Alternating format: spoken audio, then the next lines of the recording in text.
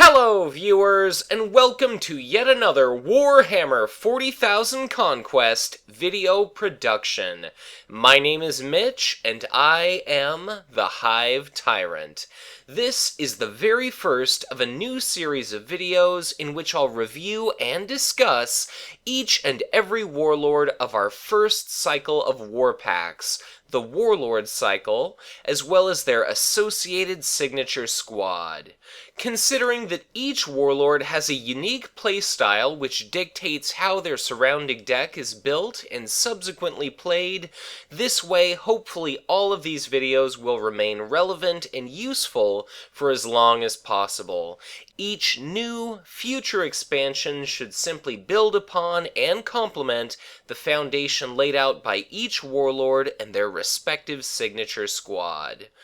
In this specific video, I'll be taking a look at the second Space Marines faction warlord, Ragnar Blackmane, and focusing on the pros and cons of not only that warlord unit, but also each of the different cards composing his signature squad. Although at the time of this recording we've seen the release of the entire warlord cycle, I'll nevertheless be tackling the contents of each single war pack individually. Specifically, I plan to create one video to review, assess, and discuss each of these warlords, and then a separate, much longer production in which I provide an analysis and overview of all the non-signature, faction-specific cards included within that specific expansion. This way, I should be able to produce a nice variety of short, Warlord-centric videos, as well as much longer, Warpack-specific productions, in which I discuss all the other included cards for all of our different factions. But, with our premise aside, today's Warlord is the unique Ragnar Blackmane, with an attack value of 2, a pool of 7 hit points, a starting hand size of 7, and 7 starting resources. He has the Soldier and Space Wolves traits, and the reaction, after your Warlord commits to a planet with an enemy Warlord, deal 2 damage to a target enemy unit at that planet. And, on his bloodied side, although Ragnar maintains his attack value of 2, his pool of hit points is reduced to 5, and he loses his ability entirely. So, right off the bat, he has the same superb attack value as our original Space Marines warlord, Captain Cato Sicarius, but he nevertheless does happen to possess an even greater hit point value. And whereas Cato potentially stands to benefit all the more over the course of a very long game, of amassing a multitude of additional resource tokens which you can use to fund any number of expensive Space Marines, Astra Militarum, or Tau units, events, attachments, and supports, Ragnar Blackmane instead is very much more focused on a rush, aggressive type playstyle in which you're all the more likely to ultimately potentially achieve victory through outright killing your opponent's warlord. Given the nature of his ability in that it allows you to deal pinpoint damage to any unit that happens to be present at that planet, I think it's of the utmost importance that, in attempt to get as much benefit from that as possible, you absolutely strive to prevent him from being bloodied by any means possible. And for that reason, the Space Marines event Indomitable, as well as the attachment Iron Halo, are both fantastic means of preventing your opponent from doing so, just because you're going to want to have this Space Wolves unit engaged in as much Warlord on Warlord focused combat as possible. And the more times that you can trigger his reaction over the course of the game, the more fragile enemy units you can pick off, the more pressure you can apply on your opponent to waste attachments and events as shield cards, as opposed to their intended conventional effects. So, you might be able to score more individual unit kills, or you might simply opt to rack up and accumulate as much damage on their warlord as possible, just in attempt to either score a bloodying yourself to deny your opponent of their warlord's unique ability, Or, if you do just so manage to be lucky with committing your Warlord, frequently encounter your opponent's Warlord units, and do manage to rack up and accumulate big piles of damage, then it is ultimately entirely possible, particularly once you see the contents of Ragnar's signature squad, that you could ultimately end up killing your opponent's Warlord and attaining victory through that alternate win condition.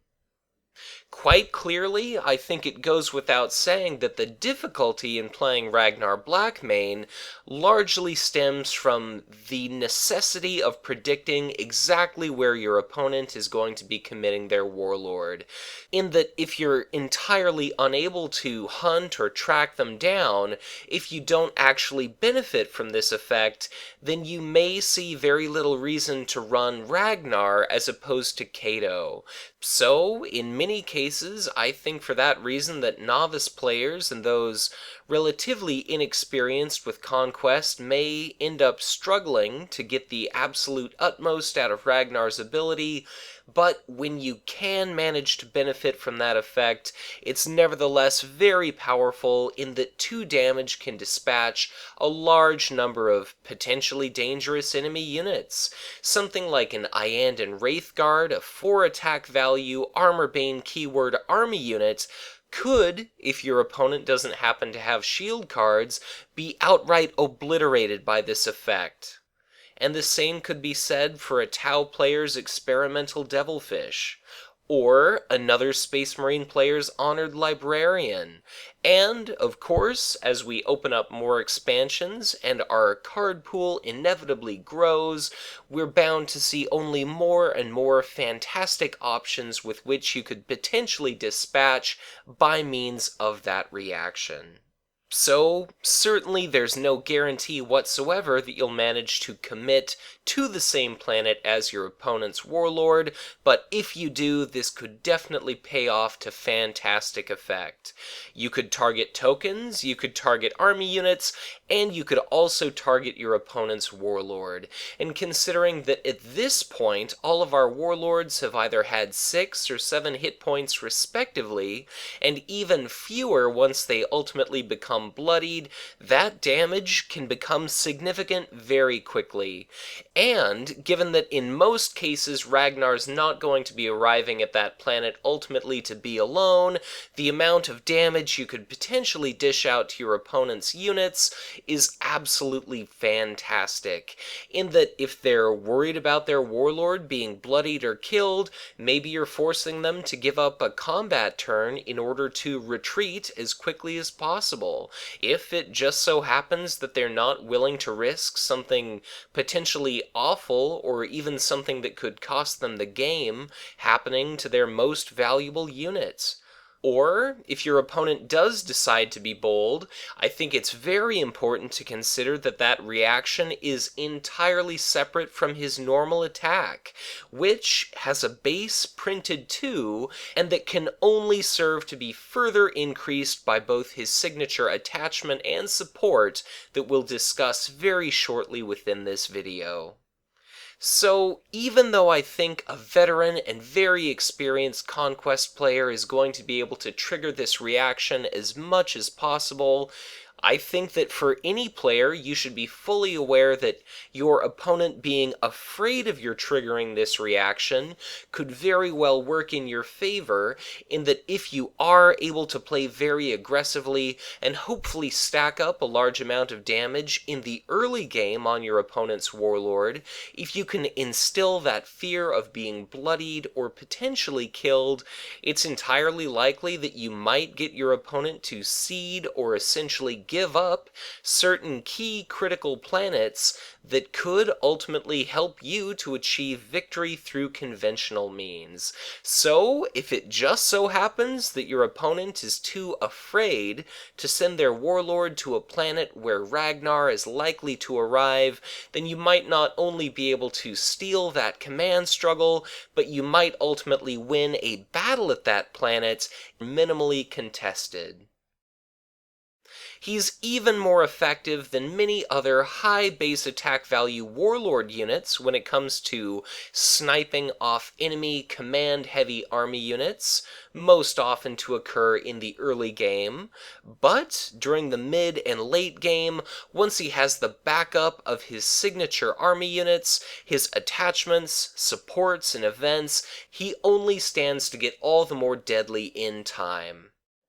So, even though he doesn't have that potentially enormous pool of accumulated resources to fall back on like we might see from a Captain Cato Sicarius employing Space Marines player, he nevertheless does have a large number of tools at his disposal to, if he doesn't end up winning the game early,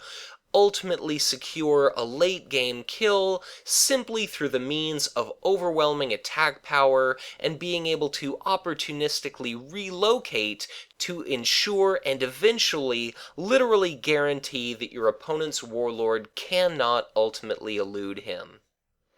I definitely think it's absolutely critical that you're aware of the planet Iridial if it happens to be on your board, simply because even if you manage to rack up 5 or 6 points of damage on your opponent, if they are able to trigger that battle ability only to heal all of that damage away entirely, that could not only be enormously frustrating, aggravating, and disappointing, but could also likely potentially cost you the game if it just so happens that you've potentially been perhaps giving up other advantages simply to try to stress and maximize the chances of your destroying your opponent's warlord. I think it's certainly worth considering that in the early game it could ultimately prove relatively difficult to track down your opponent's warlord, simply because for the first 3 rounds of the game there are 5 different planets and options on the table with which each player could potentially commit their warlord to, but once planets start disappearing, once you happen to draw 1 or more copies of his signature event, it ultimately does become all the more likely that you'll be able to corner your enemy's warlord. And even if it seems like you haven't had much luck during any individual given game of tracking down your opponent's warlord, there are nevertheless a host of different tools in any Space Marine player's arsenal to make a bloodying or kill all the more likely. Things like an eager recruit, which you can simply ambush into play in that if your opponent was calculating their combat math carefully and counting on taking only a set, very predictable amount of damage before they're ultimately able to retreat, by merit of ambushing that unit into play and proceeding to attack for 2, when you combine that effect with Ragnar's reaction and his own attack, those damage tokens can stack up very quickly indeed. And even more lethal, effects like Drop Pod Assault could potentially put something much more dangerous into play. Something along the lines of a 4-attack Honored Librarian, which in and of itself can practically score a warlord kill without any help at all. And certainly the options don't end there when it comes to 3 or fewer cost Space Marines army units. Things like the Blood Angels Veterans is also absolutely fantastic in attacking for 3, but above and beyond that, it has staying power as well, which can very much help over the long term, even if you do happen to choose to retreat with Ragnar to prevent him from taking as much damage as possible, simply because that durable, hardy, and resilient unit is quite likely to sit there and take in an enormous amount of punishment before it is ultimately killed. And the longer your units live during any given combat, the more damage you can dish out, the more battles you're ultimately going to win, and if you've been bullying and bossing around that first planet maybe throughout the entire game, even if Ragnar's ideal victory condition is Warlord Assassination, he's nevertheless entirely eligible to win through conventional means, through accumulating 3 different icons of any different color or type. Be it material, technology, or strong point, If it just so happens that you manage to steal some of those from your opponent, then this flexible, high damage output Warlord wins all the same. And, of course, considering both his faction and options for allies, other sneaky means of dishing out as many damage tokens as possible include effects like the Elysian Assault Team, in that if your opponent happens to destroy one of your soldier or warrior units, you can nevertheless simply opt to replace that unit upon its leaving play with yet another 2 attack value unit. Or, if it just so happens that you have a veteran brother Maxos, potentially traveling alongside Ragnar, if it does just so happen that you strike gold and manage to land at a planet where your opponent's warlord has also been committed, if it just so happens that at any point they choose to press the attack, if they do exhaust their warlord and don't opt for an early retreat, if they just so happen to chance surviving until the end of the first combat round, perhaps due to reluctance to give up a combat action, you can nevertheless seize that opportunity to potentially dish out an enormous amount of damage simply by opting to trigger veteran brother Maxos' combat action as many times as you can afford, potentially filling the board with formidable or hard-hitting Space Marines units, and then proceeding to potentially obliterate your opponent's armed forces and or warlords. So, for all of those reasons and more, Ragnar is definitely a very compelling, very interesting alternative to Captain Cato Sicarius. He certainly poses a grave and very serious threat to your enemy's warlord and most valuable units. And, as will be abundantly clear by the time we're done covering his signature squad, if you like mobility, if you like stealing command struggles out from under your opponent, and you like hitting as hard as possible, then all in all, Ragnar could be a spectacular warlord for you. But now that we've introduced our very first warlord of the Warlord cycle of war packs, on to his signature army unit, the 2-cost Blackmane Sentinel, with a single command icon, an attack value of 2, 2 hit points, and the Soldier and Space Wolves traits, as well as reaction. After your warlord commits to a planet, move this unit to that planet.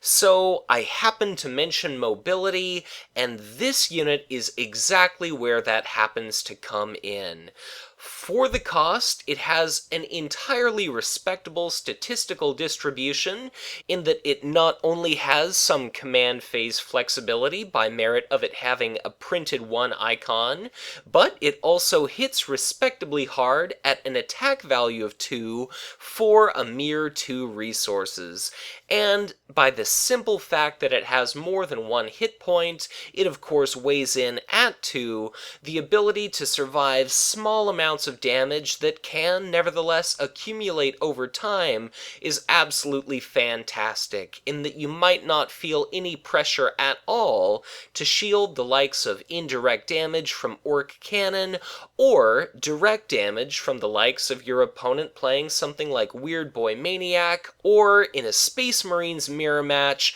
a copy of Sicarius' Chosen.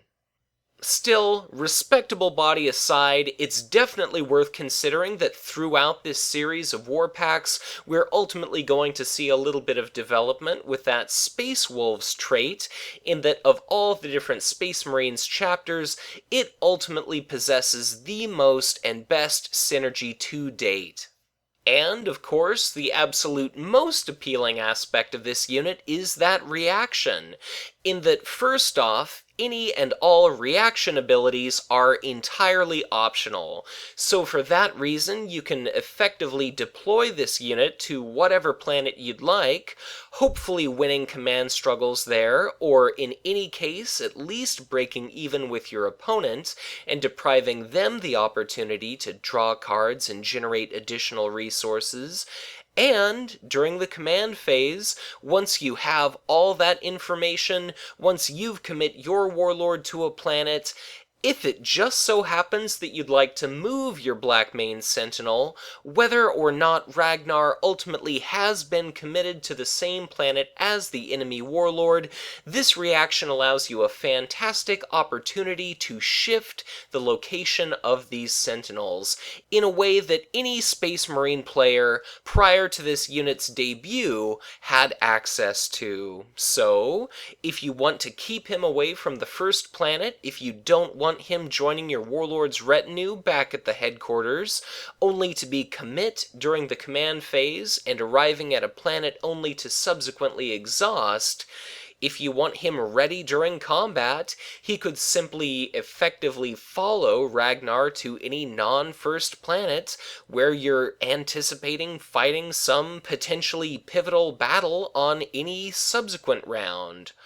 Or, if it just so happens that Ragnar does hit, and he does happen to be committed to the same planet as the enemy Warlord, you could simply pile in one or more copies of Blackmane Sentinel in attempt to overwhelm whatever armed forces your opponent has there, and potentially bloody or kill their Warlord.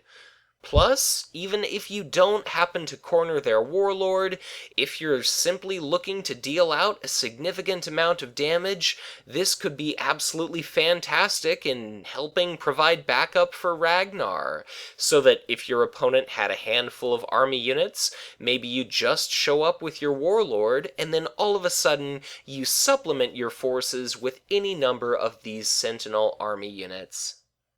So, definitely the Space Marines player benefits potentially tremendously from the mobility inherent to this army unit, just because all too often it seems like those hardy, hard-hitting, and durable, albeit expensive units, are nevertheless essentially forced into potentially not doing much if they're not exactly where you need them, when you need them there. For instance, if you had a copy of Sicarius's Chosen sitting at Planet 3, but you really need to be fighting a battle on Planet 2, whereas Captain Cato Sicarius's signature unit would simply sit there, entirely ineffectual, Blackmane Sentinel is entirely able to relocate so that ultimately it can be all the more useful to you. Really, the only trouble with this guy is that wherever you ultimately do commit your Warlord, if you trigger this reaction,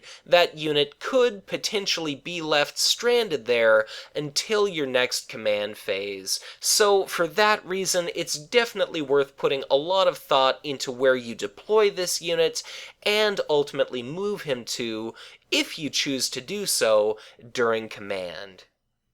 Probably one of the best and most beneficial aspects about that reaction is that you can rest reasonably assured that, even if you ultimately have to pass relatively early in the deploy phase, when it does come to your option to trigger that reaction, it is not only entirely optional, but indeed you also have all the information from the entire deployment phase to ultimately guide your decision. So, if you end up deploying him to a planet but really need him elsewhere, then so long as you can commit your Warlord to an agreeable planet, this reaction in that case simply gets all the better. Plus, I definitely think it's worth considering that, by merit of being able to opportunistically relocate itself during the command phase to whatever planet your Warlord happens to commit to, any attachments you affix to this unit could ultimately and easily prove to be all the more beneficial than they would otherwise be. So, if, for instance, you decide to attach an ion rifle to one of your Space Marines army units, if it's just sitting there at a planet alone not fighting, you're not reaping any benefit from the cards and resources you invested in that attachment. But if that affixed army unit just so happens to be a Sentinel, if you can effectively force it into a combat situation, then you'll actually be able to put that attachment to some use in being able to opportunistically leverage an attack value of 5 against whatever opposition you happen to be going up against. And again, considering that reactions are always optional, if your opponent is the one holding the initiative token, and you've loaded up one of these Blackmane Sentinels with attachments, if it's essentially all but guaranteed it's ultimately going to relocate to an inevitable death, then by all means simply keep the unit sitting where it is until the conditions of the game shift back in your favor. Given just how valuable these army units are, you may want to consider including the support Holy Sepulchre in your deck, simply to bounce these back to your hand if they do happen to die, just because the nearly unrivaled printed mobility upon this card is so potentially valuable, it seems very unlikely that you'd want to allow one of these very valuable units to enter your discard pile uncontested. Plus, seeing as how it has a printed cost 3 or less, it's a perfectly eligible target for a drop pod assault, so you could potentially surprise your opponent by putting this into play, and in any case, although it doesn't have the body that a Sicarius' Chosen does, in being all the more slightly less durable, I nevertheless think that by no means would this ever be a disappointing reveal if essentially ambushed into play. And if you're running the likes of an Honored Librarian, I think that specific hard-hitting, difficult-to-target army unit can become all the more maddening, all the more frustrating, and all the more dangerous to your opponent if it just so happens that all of a sudden you may add an additional 1 to 4 army units sitting at that planet, making it all the more difficult, if not ultimately outright impossible, for your opponent to eventually pin down and destroy that unit, at least through attacking. So, for all the different reasons I've covered, and many more beside, I think that this signature army unit is absolutely stellar. Certainly it doesn't have the most amazing statistical distribution, but it's nevertheless exceptionally versatile, exceptionally flexible. It's a fantastic means of not only complementing Ragnar by being able to potentially deal as many individual blows as possible to your opponent's most valuable units, or their Warlord, but it also serves the benefit of allowing you some unique opportunities within the command phase. Unit relocation is enormously powerful, and for all of those reasons and more, I think that this Sentinel is absolutely stellar as is, and as we see all the more Space Wolves synergy throughout the Warlord cycle and beyond, it serves only to get all the better in time, and even as is, although it's not the hardiest or hardest hitting of army units, it nevertheless also serves the benefit of helping round out the Space Marine faction cost curve by offsetting so many of their 3+ cost expensive army units. So, definitely impressed thus far with Ragnar's signature squad. Next up, we have the 2-cost unique attachment, Frost Fang. It has 3 shield icons, the relic, war gear, and weapon traits, and the text limit 1 relic per player attached to a Space Wolves unit. Attached unit gets +2 attack and +2 HP while it is at a planet with an enemy Warlord. So, clearly, any card with printed 3 shield icons in and of itself is absolutely enormous in providing a tremendous amount of defensive benefit. So, even if you're not ultimately affixing this to one of your units, you nevertheless do derive significant defensive benefit from this card. And, seeing as how preventing Ragnar from being bloodied is of the pinnacle and utmost importance, seeing as how that Space Wolf Warlord gets just so neutered if he happens to be bloodied, whether you opt to play this or ultimately hang on to it is probably going to vary from game to game. But once you've started to accrue some experience piloting Ragnar, once you start to feel all the more comfortable in predicting your enemy warlord's movement across the battlefield,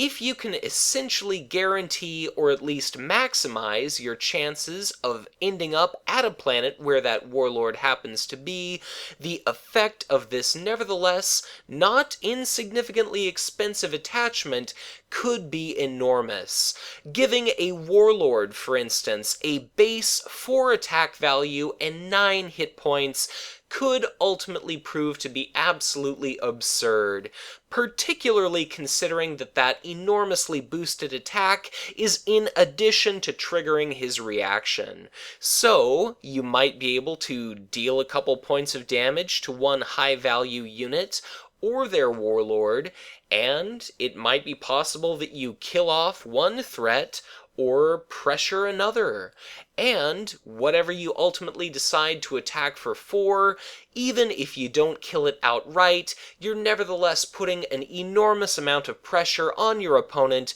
to keep freely spending those attachment and event cards as shields as opposed to playing them against you. And considering just what an enormous difference certain faction events can make as to the outcome of a game, the more of those that you can force into your opponent's discard pile, the better. And plus, it's definitely worth considering that this War Gear trait attachment can nevertheless be affixed to any Space Wolves unit, not simply your Warlord. And although at the time of this pack's release we've only seen the Blackmane Sentinel, throughout the Warlord cycle of war packs, we nevertheless ultimately do see a grand total of 4 eligible targets, which does not include an eventual Space Wolves vehicle upon which you can, unfortunately, never attach war gear. It's definitely worth noting that this has twice the cost of the Godwin Pattern Bolter when it comes to resources invested, but it nevertheless has a much higher shield value and only counts as 1 card in your deck, whereas a couple copies of that other Space Marines faction attachment quite clearly counts as 2. But for that other Space Marines faction attachment, it's definitely worth noting that it cannot be affixed to your Warlord, and although that ability is indeed always active, it is nevertheless half as effective. Certainly, when it comes to attachments, a Space Marines player should always consider the 1-cost Ion Rifle, which it, in and of itself, always confers a bonus 3 attack value, but even if you are allied with Tau, seeing as how you're effectively forced to run this card if Ragnar happens to be your chosen Warlord, this could potentially make a fantastic addition to those Ion Rifles, and if during a certain game you simply don't come across them, this could make a perfectly agreeable alternative. Or, if you do happen to get one of those Ion Rifles affixed to one of your units, you might simply opt to hang on to Frostfang for its printed shield value, particularly considering that it directly competes with the likes of Iron Halo for your 1 relic per player maximum. And of course, you could simply opt to stick your Ion Rifles on non-Space Wolves units, and instead simply choose to affix this to any eligible Space Wolf. Really, the obvious downside about this attachment is that if your opponent's Warlord does not happen to be present at the planet you have the attached unit fighting, then you don't really see any benefit from this attachment. Unless it just so happens that you're in danger of running up against the likes of a Warp Storm, this really isn't conferring any benefit to you at all. So, although it can certainly be absolutely fantastic in the right situation, and as the game grows later and later, pushing ever closer to an inevitable conclusion, it does become all the more likely that you'll ultimately end up at a planet with your enemy Warlord. Particularly in the early game, this seems like a relatively steep investment for a card that's probably not going to pay off anytime soon. But it's definitely worth considering that, as with any attachment, if you do adhere this card to one of your Blackmane Sentinels, it's entirely possible that you can relocate them through the use of their reaction to the same planet as Ragnar in order to opportunistically leverage as much attack power as possible in your favor. But all the same, it's also worth keeping in mind that those units only have a paltry 2 hit points. They're really not that difficult to kill. So unless you have an outright abundance of shield cards sitting in your hand, which in all fairness is entirely possible, simply seeing as how a Ragnar Blackmane is never going to generate half as many resources as a well-played Captain Cato Sicarius, if you're unable to keep that Blackmane Sentinel alive, investing 4 resources and 2 cards in one single, not that difficult to destroy unit can become a pretty risky prospect indeed. And it's definitely worth always keeping in mind that as soon as the enemy Warlord is no longer present, whether they return to their HQ through retreat, or even through the much more desirable their having been bloodied, once there's no enemy Warlord present, you no longer gain that +2 hit point boost. And if at any point any unit happens to have a number of damage tokens equal to its present HP, it is immediately destroyed. So a Blackmane Sentinel wielding Frostfang, if at any point it has 2 or 3 damage tokens upon it, the instant that combat concludes, it's immediately going to be destroyed and sent along with this attachment to your discard pile. And unless you happen to have a Holy Sepulchre to save it, that nevertheless could be a significant loss. And in any case, once Frostfang ends up being discarded, given our present card pool, that's most certainly the last time you're going to be seeing it that game. So unless you're choosing to wait until that point to play an Iron Halo, I nevertheless definitely think it's a risky proposition to affix this attachment to any unit apart from your Warlord, but options are never a bad thing, and like I mentioned before, unless you're reasonably certain that your Sentinel is going to be able to put in some serious work for you and really earn you some value, unless it already happens to be deployed to that planet, you could simply opt, through triggering that reaction or not, to potentially allow it to dodge some dangerous, or in any case unfavorable combat situation.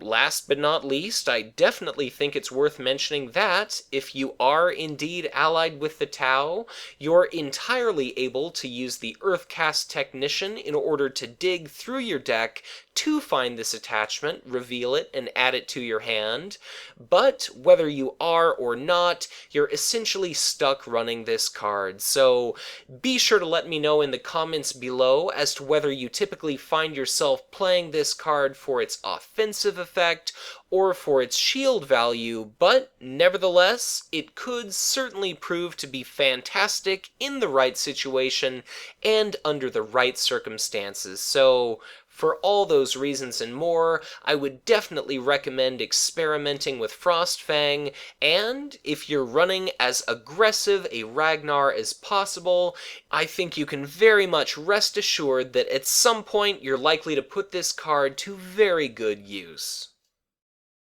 Next up, to help round out Ragnar's signature squad, we have the 3-cost unique support, Ragnar's War Camp. It has the location trait and reads, each Space Wolves unit you control at a planet with your Warlord deals double damage while attacking an enemy Warlord. So this card definitely demands a very specific scenario from its controller, in that it not only commands a large investment of resources, but it also necessitates that you control, specifically, Space Wolves units at a planet where your Warlord is present that happen to be attacking an enemy Warlord. But despite that potentially uncommon scenario, given the sheer volume of different effects that either Ragnar or his signature squad can use in attempt to maximize the chances of that happening, it is nevertheless entirely possible that this situation could arise, potentially early and quite likely often. And as the length of the game increases, you accumulate all the more resource tokens and are all the more likely to ultimately be able to afford this expensive support. It only stands to become all the more likely in time that you'll ultimately track down, successfully hunt, and ultimately manage to confront your opponent's warlord. So, although this support only happens to provide any benefit to you whatsoever, so long as you do happen to be attacking your enemy's warlord, it nevertheless does affect an unlimited number of units. And it's definitely worth considering that although in our first war pack we only see Ragnar Blackmane and the Blackmane Sentinel, throughout the Warlord cycle of war packs we do ultimately see a grand total of 5 Space Wolves trait army units that could each and all benefit from this effect so long as they do happen to be present alongside your warlord attacking the enemy warlord. And although this support is almost outrageously expensive and only provides any benefit whatsoever for your attacking one specific enemy unit, it is nevertheless of the pinnacle and utmost importance that, if you're trying to ultimately score a warlord kill, or even a simple bloodying, you deal as much damage as possible. And although this does not serve to increase the amount of damage that Ragnar Blackmane's reaction does, it nevertheless has absolutely enormous potential in making even some of your lowest attack value Space Wolves units immediately into potentially enormous threats that your opponent has to very carefully consider and ultimately determine just how best to contend with. And given the sheer potential inherent to this support, you could very well use that instilled sense of fear and dread to attempt to essentially force your opponent to abandon planets that you'd like to capture, or in any case absolutely strive to avoid combat with your warlord or any of your Space Wolves units under any and all circumstances. There are definitely a large number of very important things to keep in mind for this card, specifically that resources are indeed going to be a little bit of a scarce commodity for you, just because, as I've mentioned before, Ragnar does not have the same ability that Kato happens to have when it comes to accumulating additional resources throughout the course of the game. And for that reason, this is probably best played late, not only at that point because you've hopefully been able to derive some economic advantage through any number of early game command phase wins, but also because as the length of the game goes on, there are all the fewer planets on the battlefield, and eventually confronting your opponent's warlord in time does ultimately prove to become entirely inevitable. And plus, even if you do seem to be lagging behind and your opponent does have some sort of distinct economic advantage, whether they've managed to essentially control the command phase, earning themselves a ton of additional cards and resources, and serving to deprive you of the same, in that case, this could be an absolutely stellar means of potentially eking out a victory if you can manage to track down your opponent's warlord and ultimately score a kill, no matter as to how many supports, attachments, and army units they happen to have deployed on their side of the table. So I would definitely strongly advise you against playing this anytime during the early game, but once you happen to get some Space Wolves units in play, the potential inherent to this card is absolutely stellar and enormous. Not only is the printed attack value of each and every Space Wolves unit doubled when they're attacking the enemy Warlord, but it's of critical importance that you also keep in mind that any additive effects occur prior to multiplicative ones. For instance, Ragnar Blackmane, under normal circumstances, attacks for 2, but he would attack an enemy Warlord if you have this support in play for 4.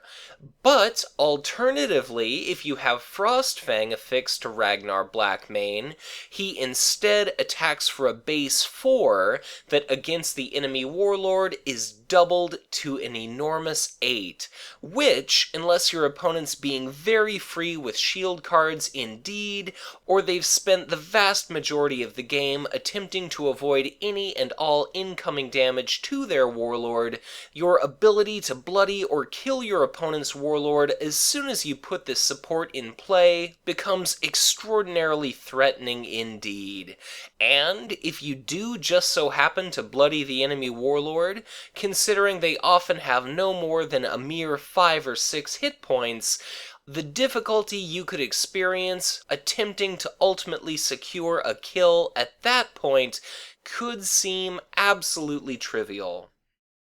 Something along the lines of a Blackmane Sentinel itself attacks for a modified base of 4, but if it just so happens that you affix an ion rifle to that army unit, that 5 attack value is doubled to a staggering 10, and unless you're running up against a Tau Warlord like Commander Shadowsun that happens to have Fireblade Kyvray also sitting at that planet, and they choose to forego putting their signature attachment in play and instead opt to derive that enormous modified 4 shield icon value, the amount of damage you can do through the assistance of this support to an entirely hale and completely healed enemy Warlord is almost absurd. It certainly works fantastically well with the likes of the Astra Militarum Catachan Outpost support, just because so long as you happen to have Ragnar's War Camp on the table, that +2 attack value boost is once again doubled to 4. Or, even if you're running an attachment like the Godwin Pattern Bolter that normally confers a relatively paltry, mediocre +1 attack value, by merit of ultimately gaining an attack boost of 2, that attachment immediately becomes all the more appealing. So, certainly the downsides to this card are pretty obvious in that the number of situations in which this ultimately proves to be at all useful, particularly given its relatively enormous cost, are indeed quite restrictive, and I definitely think it's worth considering that this support could ultimately prove to be overkill and therefore absolutely unnecessary, in that under normal circumstances I'd think that one would accumulate a small number of damage tokens on the enemy Warlord over several consecutive rounds, but if your opponent has managed to elude you successfully, this could nevertheless provide you with a fantastic opportunity to take your enemy Warlord from hale to bloodied in potentially no more than a single blow, and as soon as they suffer that immediate hit point reduction from being bloodied, if you just so happen to corner their Warlord, if you prevent their retreat, and if at any point you have this support on the table, you're almost guaranteed to win the game. So I would definitely be careful with when you ultimately choose to invest those resources at all. I definitely think it's a damn shame that this does not have any printed shield value. It's certainly going to be an inconsistent draw, being no more than a single card within your deck, and it's certainly going to be of wildly inconsistent use and success, But it's nevertheless a very potent tool in Ragnar's arsenal and, under the right circumstances, could turn a game that's all but certain to be a devastating, catastrophic loss into, for your opponent, what could easily amount to a total upset in your ultimate victory. But regardless as to your opinion of Ragnar's war camp, up next we have a signature event that facilitates Ragnar's mobility all the more, in the zero-cost Blackmane's Hunt. It has one shield icon and the tactic trait, and the text reaction. After your warlord commits to a planet, commit your warlord to an adjacent planet. So I think this is an absolutely stellar event in that it allows you to correct a potential mistake that you could have made in attempting to track down and confront your enemy warlord. And, as I mentioned before, as the duration of the game increases, there are fewer and fewer planets on the board until eventually your ultimate cornering and successfully managing to track down your opponent's warlord does indeed become an inevitability. But, by merit of your playing this event, you can definitely expedite that process in that as soon as there are 3 planets remaining on the battlefield, you can essentially guarantee that you are going to be able to pin down your opponent. The sole exception, of course, being an Eldorath Starbane that in turn can play a foresight of his own in order to shift planets away from you at the very last moment. Plus, this card costs no resources whatsoever, and it has the versatility inherent to any shield card to boot. Even though a single icon isn't the most significant value, it nevertheless happens to have as many defensive options as possible. And, seeing as how you want to prevent Ragnar himself from being bloodied under any and all circumstances, if it just so happens that you do commit him to a planet, but ultimately need to leave because you've accumulated a large number of damage, or things simply aren't looking good for you, you could alternatively use Blackmane's Hunt in a defensive sense, in that you can bounce away from that planet to a place where you're going to be much more safe and potentially entirely free from any additional incoming enemy damage or firepower. This also helps facilitate some interesting hit-and-run type tactics in that if you do happen to commit to the same planet as your enemy warlord, even if you do ultimately plan to leave, you nevertheless do get the ability to trigger Blackmane's reaction prior to your doing so. So you can throw a couple points of damage at your opponent's warlord or any of their high-value units before you ultimately flee to safety. But the options don't end there. If you have a large number of army units following your warlord around from your HQ, forming a retinue and arriving only to subsequently exhaust at whatever planet you happen to commit him to, you can set yourself up for future rounds and subsequent battles by committing him to perhaps the second planet, triggering Blackmane's Hunt to move him to exactly where you want him, and then those now exhausted units will, during that round's headquarters phase, ready so that going into the next round's combat phase, they're entirely unexhausted and ready during what might be the pivotal and decisive first round of combat in order to deal out as much damage as possible to your enemy's army.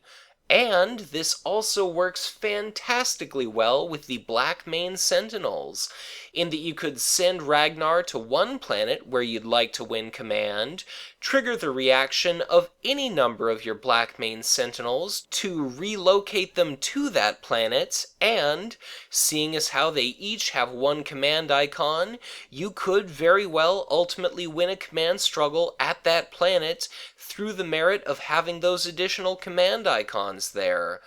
But it doesn't end at that point, because you could simply play Blackmane's Hunt to move your Warlord to an adjacent planet and win an additional command struggle as well. So whether you're simply using this event to redistribute your army across the battlefield, whether you're using this to win potentially multiple additional command struggles that you'd have otherwise lost or simply broken even with your opponent during that turn, this very powerful event, in addition to its obvious use, provides you with absolute myriad options. I think probably my absolute favorite aspect of this card is that it not only can help you to gain some significant economic advantage over your opponent through the redistribution of your armed forces, but it also helps you to attain whatever victory condition you happen to be pursuing. So if you're looking to assassinate and outright kill your enemy's warlord, clearly this can help you to eventually track them down and potentially score that bloodying or kill, denying your opponent of their warlord's ability or potentially winning the game outright. But it also allows you the fantastic chance to set your forces up for some pivotal and decisive battle that could ultimately win you the game through more conventional and traditional means. So whether you're shifting your Blackmane Sentinels around the battlefield, whether you're dropping off a big clump of units from your headquarters for the following round's combats, I quite honestly can't find anything wrong with the zero-cost Blackmane's Hunt. In fact, even if your opponent is playing Foresight, it's entirely possible that this event might allow you to trigger Ragnar Blackmane's reaction more than once during the same command phase. So certainly try to stay privy of exactly what possibilities Blackmane's Hunt might open up to you as soon as you happen to add one or more copies of this card to your hand. But no matter how you opt to use this event, I definitely think that in a pinch, it could stand to provide not only a fantastic effect and benefit to you, but in innumerable different situations could easily serve to win you the game. So even if there happens to be a full 5 planets left on the tabletop, with but a single copy of Blackmane's Hunt, you can nevertheless rest assured that you have at least a 60% chance of cornering your opponent's warlord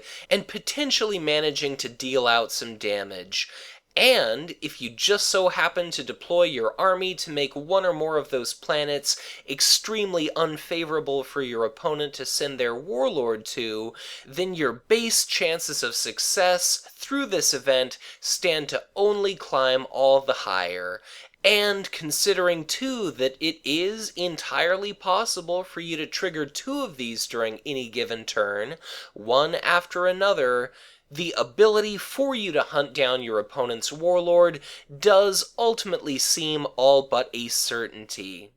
Really, the only question at that point is, will you manage to be able to successfully capitalize on that opportunity? So now that we've covered Ragnar Blackmane and his signature squad in its entirety, that concludes this first Warlord review from our Warlord cycle of war packs. If you enjoyed this video, be sure to hit that like button and subscribe to this channel if you have not done so already. Be sure to leave a comment regarding your own thoughts, perspective, and opinion regarding Ragnar Blackmane and any or all of the cards that constitute his signature squad. Be sure to share your own gameplay experiences, as I love hearing about actual tabletop gameplay from both veteran and novice players alike. So, thank you all very much for watching, and I'll see you again soon.